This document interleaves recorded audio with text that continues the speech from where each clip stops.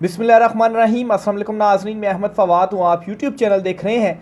नाज़रीन, आज तारीख़ है 1 अक्टूबर और दिन है मंगल का। 3 एक्सक्लूसिव डिटेल्स आज की व्लॉग में आपके साथ में शेयर करूँगा। सबसे पहला तो ये कि चीफ़ जस्टिस काज़ी फ़ाइज़ ईसा की जानिब से बिल आखिर गैर कानूनी जो बेंच है वो बना दिया गया और उस बेंच ने आज समाअत भी कर दी है 63A नज़रसानी केस में। और ये गैर कानूनी में नहीं बल्कि इमरान खान साहब के वकील barrister Ali Zafar, justice Munib Akhtar, justice Mansoor Ali Shah साहब के जो लेटर्स हैं उनके मुताबिक है। बहरहाल जी, जजेस की जानिब से अब इसके ऊपर एक स्ट्रॉन्ग रिएक्शन दिया जाएगा। क्या जजेस या जस्टिस मंसूर अली शाह साहब, जिनके साथ अक्सरियत जजेस हैं, वो अपना कोई फुल कोर्ट बनाने जा रहे हैं? और क्या चीफ जस्टिस काज़ी फ़ाइज़ ईसा साहब के ऊपर दबाव डालकर इस्तीफ़ा लिया जाएगा? कुछ डिटेल्स आपके साथ में शेयर करूँगा। माजी में एक एग्जाम्पल इस हवाले से मौजूद है। सवाल ये पूछा जा रहा था कि माजी में इस तरह की कोई एग्जाम्पल अगर है तो वो जो है वो दी जाए। माजी में एक एग्जाम्पल मौजूद है, वो एक तो आपके साथ में शेयर करूँगा। दूसरे नंबर पर नाजरीन, चीफ जस्टिस काज़ी फ़ाइज़ ईसा साहब जो कि हर हद क्रॉस कर रहे हैं सिर्फ़ और सिर्फ अपनी एक्सटेंशन के लिए बज़ाहिर, अगर वो 63A का जो फ़ैसला है इसे रिवर्स करने में कामयाब भी हो जाते हैं और ये करार दे भी देते हैं कि फ्लोर क्रॉसिंग या पार्टी पॉलिसी के बगैर अगर कोई वोट दे हटकर अगर कोई वोट देगा तो उसका वोट काउंट भी होगा और वो नाअहल भी नहीं होगा। ये सब कुछ करने के बावजूद, ये फ़ैसला देने के बावजूद, अगर पार्लियामेंट में हुकूमत जो है वो अपनी 2/3 अक्सरियत मुकम्मल ना कर सकी और चीफ जस्टिस काज़ी फ़ाइज़ ईसा साहब को एक्सटेंशन ना मिल सकी, तो तब क्या होगा? तब चीफ जस्टिस काज़ी फ़ाइज़ ईसा, जिनकी डेस्परेशन का अभी आलम यह है कि सुप्रीम कोर्ट ऑफ पाकिस्तान जो है वो मुकम्मल तौर पर एक्सपोज हो चुकी है। जो डिवीज़न है, चीफ जस्टिस काज़ी फ़ाइज़ ईसा खुद ये कहने पर मजबूर हो चुके हैं कि अब बंद कमरों में नहीं रही, बंद दरवाज़ों के पीछे नहीं रही, बल्कि खुलकर अब ये सामने आ गई है। तो तब काज़ी फ़ाइज़ ईसा साहब का क्या बनेगा? और आखिर में इमरान खान साहब से आज अली अमीन गंडापुर ने मुलाकात की है। तवील मुलाकात ये हुई है और इमरान खान साहब से एहतजाज की कॉल वापस लेने की इसमें अली अमीन गंडापुर साहब ने रिक्वेस्ट कहें या ताकतवरों का जो पैगाम है वो पहुंचाया है। इस पर भी कुछ डिटेल्स हैं, अंदरूनी कहानी है, वो भी आज की व्लॉग में आपके साथ में शेयर करूंगा। सबसे पहले तो ये चीफ जस्टिस काज़ी फ़ाइज़ ईसा साहब ने जो अपनी सरबराही में 5 रुकनी लार्जर बेंच था जी, जिसने 63A नज़रसानी दरख्वास्त के ऊपर समाअत की है। पहले तो इसको मैं आपको कुछ पॉइंट्स बताता चलूँ कि ये क्यों गैर कानूनी या गैर आइनी या रूल्स के ख़िलाफ़ जाकर ये जो बेंच है वो बनाया गया और इसकी कोई हैसियत नहीं है। ज़ाहिर सी बात है, अगर बेंच ही की कोई हैसियत ना हो तो फिर इसके फ़ैसले की क्या हैसियत होगी। लेकिन चीफ जस्टिस काज़ी फ़ाइज़ ईसा जो हैं, उन्होंने अपना 5 रुकनी हम ख्याल जो बेंच है वो बिठाया हुआ है। और ये भी आपको मैं एक चीज़ हाईलाइट करता चलूँ, माजी में पंजाबी जज की बात की जाती थी कि चीफ जस्टिस उमर अताब बंदयाल जो हैं वो अपने साथ पंजाबी जज बिठाकर अपनी मर्ज़ी के फ़ैसले करते हैं। तो अब जो चीफ जस्टिस काज़ी फ़ाइज़ ईसा साहब कर रहे हैं, इनके साथ इस बेंच में 2 जजेस ऐसे हैं जो कि बलूचिस्तान से, और चीफ जस्टिस काज़ी फ़ाइज़ ईसा खुद भी बलूचिस्तान से हैं। तो क्या अब आपको ये आवाज़ें सुनाई दे रही हैं कि बलोची जज, बलूचिस्तान का जज? तो उस वक्त भी जो चीज़ें की जा रही थी वो ना सिर्फ गलत थी बल्कि एक प्रोपेगेंडा बेस थी। बहरहाल जी, मेन टॉपिक की तरफ मैं आता हूँ कि 63A का जो बेंच है ये गैर कानूनी कैसे और क्यों इसको करार दिया जा रहा है। एक तो जी, इसकी सबसे इम्पोर्टेंट जो रीज़न है, जस्टिस मंसूर अली शाह साहब जो हैं उन्होंने दूसरी मरतबा कमेटी में प्रैक्टिस एंड प्रोसीजर की जो नए ऑर्डिनेंस के तहत बनाई गई उसमें आने से इनकार किया, उसका बाइकाट किया, अपने तहफ़्फ़ुज़ात का इजहार किया।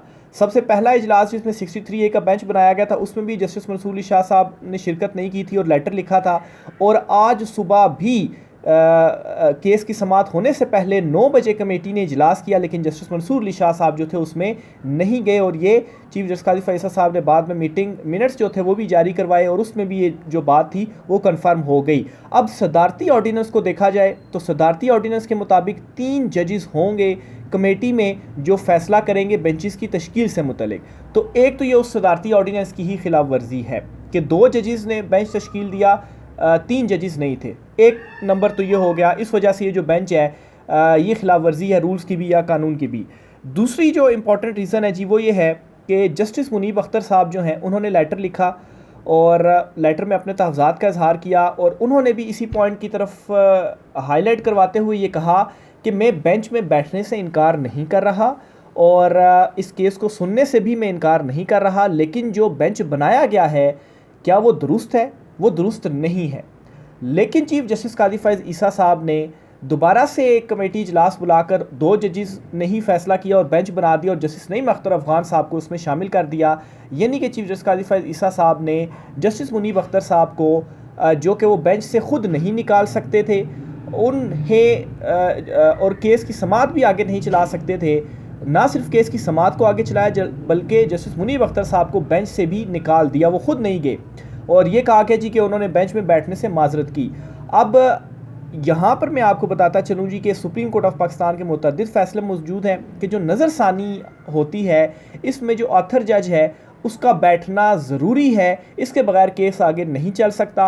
और अगर मासवाए एक कंडीशन के कि अगर वो जज रिटायर हो गया हो तो फिर ज़ाहिर सी बात है वो बैठ तो फिर नहीं सकता, वो तो रिटायर हो गया तो उस शक्ल में नया बेंच बन सकता है। लेकिन जस्टिस मुनीब अख्तर साहब जो 63A में ऑथर जज थे वो मौजूद हैं और उन्होंने केस सुनने से भी इनकार नहीं किया, लेकिन उसके बावजूद भी उन्हें नहीं बिठाया गया। तो ये खिलाफ वर्जी हो गई अपने ही सुप्रीम कोर्ट ऑफ पाकिस्तान के फ़ैसलों की। तो ये वो वजूहत हैं। और फिर उसके बाद बैरिस्टर अली ज़फ़र जो हैं उन्होंने भी इस बेंच के ऊपर एतराज़ उठा दिया और फिर आज उन्होंने ये भी कहा कि हमें नोटिस जारी किए जाएँ। इमरान खान साहब से मुलाकात करके इस मामले के ऊपर जो है वो मैंने बात उनसे करनी है। तो उस पर भी काजी साहब ने आज दौरान समाअत ये कहा जी कि नहीं उसकी कोई ज़रूरत नहीं है, आप खुद ही सेनेटर हैं और ये भी हैं वो भी हैं, तो आप केस को जो है वो लड़ें। और कहा जी कि मीडिया में ये केस हाईलाइट हो चुका है, सबको इसकी जो डिटेल है वो पता चल गई है, जिसने फ्रीक बनना है वो बने। इनके बड़ी जल्दी में आज नज़र आए चीफ जस्टिस काजी फैज़ ईसा साहब के, वो जल्दी इस केस का जो फैसला है वो सुना लें। और फिर तीसरे नंबर पर जी एडहॉक जज इसमें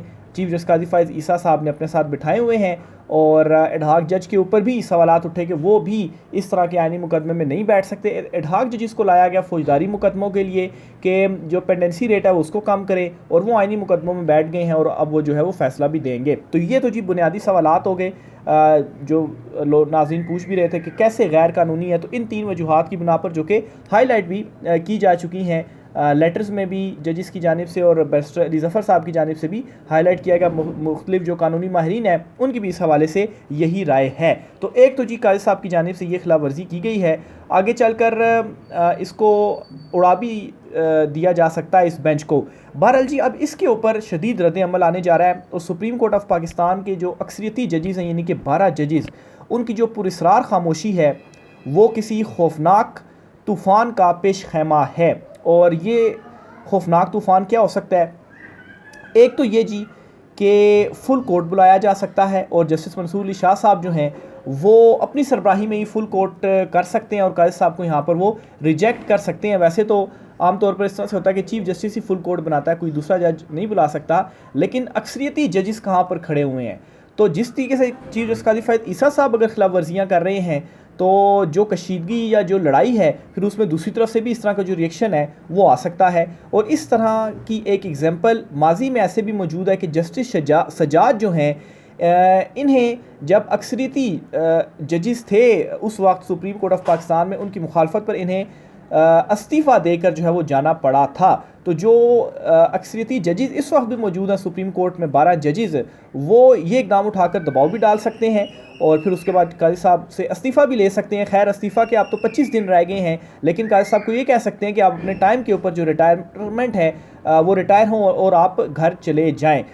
लेकिन यहाँ पर एक सवाल बल्कि एक कंडीशन ये भी इम्पोज की जा रही है कि उस वक्त जो जस्टिस सजाद थे उन्होंने अगर इस्तीफ़ा दिया था तो उस वक्त जो ताकतवर थे वो भी ये चाहते थे कि वो इस्तीफ़ा दे दें और घर चले जाएं। लेकिन इस मर्तबा तो ताकतवर काजी साहब के साथ हैं और वो तो किसी आइन और कानून को नहीं मानते, तो वो तो फिर कुछ भी कर सकते हैं आइन और कानून से हटकर। तो इसलिए काजी साहब भी इकदाम उठा रहे हैं। और आप देखें सिकंदर सुल्तान राजा साहब जो हैं जिन्हें भी मुबैना तौर पर ताकतवरों की जो सपोर्ट है वो हासिल है, तो वो भी तो देखें 90 दिन में इंतखाबात नहीं कराए, सुप्रीम कोर्ट का फैसला नहीं करवाया, तो फिर उनके अगेंस्ट भी तो कुछ भी नहीं हो सका। तो बहरहाल जी ये इसकी एक और जो माजी की एग्जांपल थी वो मैंने आपके सामने रखनी थी। इसके अलावा जी अब हम ये अज्यूम कर लेते हैं सिर्फ अजम्पशन की हद में कि चीफ जस्टिस काजी फैज़ ईसा साहब जो है वो ये फ़ैसला दे देते हैं और फ्लोर क्रॉसिंग वाला मामला ही ख़त्म हो जाएगा और जो थोड़ी बहुत जमहूरियत के हवाले से या उसको कवर करने के जो चीज़ें रह गई हैं कि देखें आप एक शख्स के नाम के ऊपर इलेक्ट होकर आए हुए हैं पार्लियामेंट में, उसके नाम पर आप वोट लेकर आए। इमरान खान साहब के नाम पर पीटीआई ने वोट लिया ना, पीटीआई के एमएनएज़ ने, अपनी तो उनकी कोई वो नहीं अगर इमरान खान साहब उनके साथ ना होते। तो अब आकर अगर वो पार्टी पॉलिसी के अगेंस्ट वोट देते हैं तो अगर ये फैसला आ जाएगी जी कि वो फिर नाअहल नहीं होंगे और ना ही ये होगा कि उनका वोट काउंट ना हो बल्कि उनका वोट काउंट होगा, तो इससे जी उनकी तरमीम का फ्लोर क्रॉसिंग के ज़रिए वो कर पाएंगे। लेकिन अब एक और यहाँ पर सूरत हाल का आप अंदाज़ा लगाएं और इसकी मैं आपको एक वजह भी बताऊँगा कि अगर इस फैसले के बावजूद 63A का जो ये फैसला देने जा रहे हैं, अगर चीफ जस्टिस काजी फाइज ईसा साहब के हक़ में वोट ना पड़ा, यानी कि एक्सटेंशन के हक़ में वोट ना पड़ा, तो तब चीफ जस्टिस काजी फाइज ईसा साहब कहाँ पर खड़े होंगे और तब कितनी जो सुबकी है इसका सामना करना पड़ेगा कि एक तरफ चीफ जस्टिस काजी फाइज ईसा साहब फुल जोर लगा रहे हैं कि ये हो ही हो, लेकिन दूसरी तरफ अगर वोट ही ना पड़ा तो फिर। और ये बात मैं क्यों कह रहा हूँ कि वोट नहीं पड़ा, इसकी भी दो रीज़न मैं आपको बताता हूँ और इसमें दो बड़ी खबरें हैं। ये वैसी बात में नहीं कर रहा, इन्फॉर्मेशन की बुनियाद पर कर रहा हूँ और ख़बरें आपके साथ अपने शेयर करने लगा हूँ। एक तो ये जी कि पाकिस्तान तहरीक इंसाफ ने अपने MNAs को ये अब तो ओपनली मैसेज भी जारी कर दी कि सेफ़ मकाम पर चले जाएँ, ताकि वोटिंग में आप मौजूद नहीं होंगे तो आपका वोट दूसरी तरफ किस तरीके से जाएगा। एक तो ये जी इमरान खान साहब ने ये हिकमत अमली बनाकर ये मैसेज कन्वे कर भी दिया था और उस वक्त किया था जब ये सारे आइनी तरमीम और इन मैटर्स में पड़े हुए थे। तो इमरान खान साहब कहते हैं ना कि जो कप्तान होता है वो दूसरे कप्तान से एक कदम आगे सोचता है, तो इमरान खान साहब ने भी यही किया और उन्होंने अपनी हिकमत अमली बनाते हुए अपने MNAs को जो है वो सेव कर लिया कि वो इस आइनी तरमीम के हक़ में जो वोट है वो ना दें। लेकिन स्टिल 5 MNAs के हवाले से बताया जा रहा है PTI की तरफ से कि उनसे अभी तक पाकिस्तान तहरीक इंसाफ का जो राब्ता है वो नहीं हो पा रहा और हो सकता है कि उन 5 को तोड़ लिया गया हो। लेकिन उन 5 को तोड़ने के बावजूद नंबर गेम पूरी नहीं हो रही। नंबर गेम आकर फंस जाती है मौलाना फजल रहमान साहब के ऊपर। मौलाना फजल रहमान साहब नहीं मान रहे और ये नहीं कि आइनी अदालतों के लिए नहीं मान रहे, मौलाना फजल रहमान साहब जो है वो चीफ जस्टिस काजी फाइज ईसा साहब के नाम के ऊपर नहीं मान रहे। तो अगर मौलाना फजल रहमान साहब नहीं मान रहे तो फिर जाहिर सी बात है उनको भी मनाना है। आज भी मुलाकात हुई है, मोहसिन नकवी साहब पहुँचे मौलाना फजल रहमान साहब के घर उनसे मुलाकात करने के लिए। तो मौलाना साहब अगर नहीं मान रहे, उनको मनाना है, तो फिर चीफ जस्टिस काजी फाइज ईसा साहब को माइनस करना पड़ेगा। तो अब इन दो खबरों की बुनियाद पर आप अंदाज़ा लगाएं कि काजी साहब ये फैसला भी दे देते हैं, उसके बाद इनको वोट भी नहीं पड़ता, इनको एक्सटेंशन भी नहीं मिलती, तो फिर जो है वो कितनी सुबकी की ये बात होगी कि एक तरफ एक बंदा जो है वो इतनी कोशिशें कर रहा है, हर हदों को अबूर कर रहा है, अपने जजिस को ख़िलाफ़ कर लिया है, हम ख्याल बेंच बना लिया है, किसी चीज़ की परवाह नहीं, लेकिन उसके बावजूद भी एक्सटेंशन नहीं मिलती, तो फिर क्या बनेगा। आखिरी बड़ी खबर जी, इमरान खान साहब और अली अमीन गंडापुर साहब की मुलाकात हुई है। अली अमीन गंडापुर साहब अडयाला जेल पहुँचे इमरान खान साहब से मुलाकात करने और एक मैसेज लेकर इमरान खान साहब के पास वो गए हैं कि डी चौक में जो आपने एहतजाज की कॉल दी है, इसके अलावा मियाँ वाली में एहतजाज की कॉल दी, आप अपनी एहतजाज की जो कॉल है वो वापस ले लें, ख़ास तौर पर डी चौक में जो आपने कॉल दी है इस कॉल को वापस लें। लेकिन इमरान खान साहब ने साफ इनकार कर दिया और कहा है कि ये जो वक्त है, इस वक्त में किसी तरह से ये सूरत ही पैदा नहीं हो सकती कि मैं एहतजाज की कॉल वापस ले लूँ। अगर मैंने ऐसा किया तो इसका बहुत बड़ा नुकसान हमें उठाना पड़ेगा, एहतजाज की कॉल वापस नहीं होगी। क्या गुफ्तगू हुई इमरान खान साहब अली अमीन गंडापुर साहब की, ये ज़रा आप सब में शेयर करता हूँ जी। इमरान खान से वज़ीर आला KP अली अमीन गंडापुर ने मुलाकात की और सियासी सूरत-ए-हाल पर तबादला ख्याल किया और फिर उसके बाद जी ये कोई 1.25 घंटा ये जो मुलाकात है वो जारी रही है। वैसे तो इमरान खान साहब से मिलने के लिए कितने जतन करने पड़ते हैं इवन के वकला को, लेकिन ये मुलाकात 1.25 घंटा रही है। तो फिर जाहिर सी बात है जब कोई ज़रूरी पैगाम पहुंचाना हो तो सुबह 7 बजे जेल के दरवाजे खुल जाते हैं और आज़म सवाती इमरान खान साहब के पास पहुंच जाते हैं और जलसा मनसूख या मुखर करने के हवाले से इमरान खान साहब को कहते हैं। तो अभी भी इसी तरह से अली अमीन गंडापुर साहब की भी मुलाकात हुई। बहरहाल जी मुलाकात में 28 सितंबर के रावलपिंडी एहतजाज पर बात की गई। मुलाकात में 4 अक्टूबर को इस्लामाबाद डी चौक एहतजाज के बारे में भी जो मुशावरत है वो की गई। तो एक तो इमरान खान साहब ने ये क्लियर कर दिया जी कि 4 अक्टूबर को जो एहतजाज है वो वापस नहीं होगा और एहतजाज हर सूरत आपने करना है। तो इमरान खान साहब की जानिब से ये जो क्लियर मैसेज है वो दे दिया गया है। अब देखें कि 4 अक्टूबर को क्या होता है और इससे आप अंदाज़ा लगा लें कि कितनी इस वक्त जो हुकूमत है वो भी घबराई हुई है, जो ताकतवर हैं वो भी इमरान खान साहब से देखें ये पैगाम रसानियाँ हो रही हैं कि आप जो एहतजाज हैं वो ना करें। माफ़ कीजिएगा। आखिर में जी जो आज की 63 केस की समाअत हुई है इसमें सिर्फ एक पॉइंट मैं आपके सामने हाईलाइट करना चाहूँगा, वैसे तो डिटेल्स आप तक पहुँच गई होंगी। जस्टिस जमाल खान मंदोखेल साहब ने जो है वो आज दौरान समाअत एक नुक्ता उठाया और उन्होंने कहा कि अगर कोई पार्टी पॉलिसी के मुताबिक वोट देता है लेकिन उसका ज़मीर ये गवारा नहीं करता या असल में वो ये नहीं चाहता कि पार्टी जो कह रही है उसके मुताबिक वो वोट दे, तो इसका मतलब तो ये होगा कि वो जो शख्स अपने ज़मीर के अगेंस्ट जाकर वोट दे रहा है तो फिर उसके ज़मीर का क्या करना है, वो तो फिर मतलब सही नुमाइंदगी ना हुई। तो जस्टिस जमाल खान मंदोखेल साहब जो हैं अगर अब यहाँ पर ये सवाल इस तरह से भी हो सकता है कि अगर वो जो शख्स है उसको ज़बरदस्ती दबाव डालकर कहा जाए जी कि आप अपने ज़मीर के अगेंस्ट वोट दें और वो अपने ज़मीर और पार्टी पॉलिसी के साथ जाना चाहता है, तो फिर क्या होगा। और फिर ये भी तो सूरत हाल देखें कि इमरान खान साहब के नाम पर वोट पड़ा है ना, तो आप अगर ख़ुद से इलेक्शन लड़ते तो आपको वोट पड़ता, आप इलेक्शन जीत सकते थे, आप इलेक्शन नहीं जीत सकते थे, तो आप कैसे इमरान खान साहब के अगेंस्ट जा सकते हैं। तो बहरहाल जी आज की समात रही है, जो हम ख्याल बेंच है 5 जजेस का, वो बनने के बाद ही अब सबको ये मालूम हो चुका है कि 5-0 से फैसला आएगा।